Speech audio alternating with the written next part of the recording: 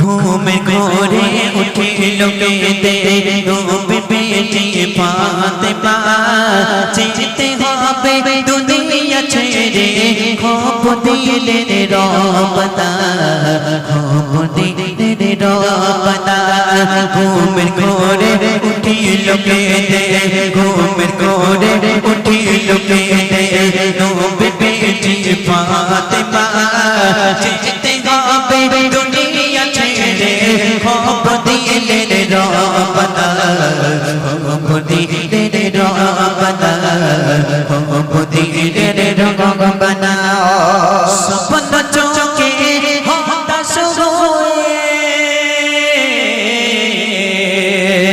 স্বপ্ন চোখে হতাশ হয়ে উঠিল বিবি ফাতেমা স্বামী বলে কি হয়েছে ও বিবি বলো না ও বিবি বলো না।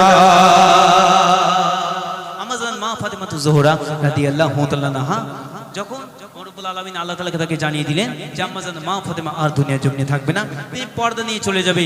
আম্মাজান মা ফাতেমা জোহরা অজয় নয়নে কাঁদতে শুরু করে দিলেন। আলী হুজুর এসে বলে, ফাতেমা তোমার কি হয়েছে, তুমি কেন কাঁদছো? তখন আম্মাজান মা ফাতেমা কি বললেন কবি ছন্দের মাধ্যমে তুলে ধরেছেন, দেখেন। তুই মানে কেড়ে যত করে তুই মানে কেড়ে যত করে আগলে দেখো গো স্বামী মা ঘরালো বেতা বেদনা বুঝতে দিও না তাদের তুমি বুঝতে দিও না তাদের তুমি।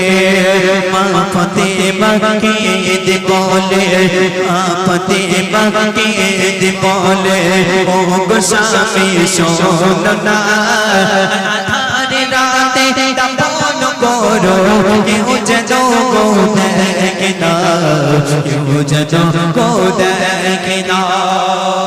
আমাজান মা ফাতেমা বলছে, স্বামী হয়তো আমি আর এই দুনিয়া জমিনে থাকবো না, তবে আমি পর্দা নিয়ে চলে যাব, তবে আমি ফাতেমা তোমাকে কটা কথা বলে দিয়ে যাই।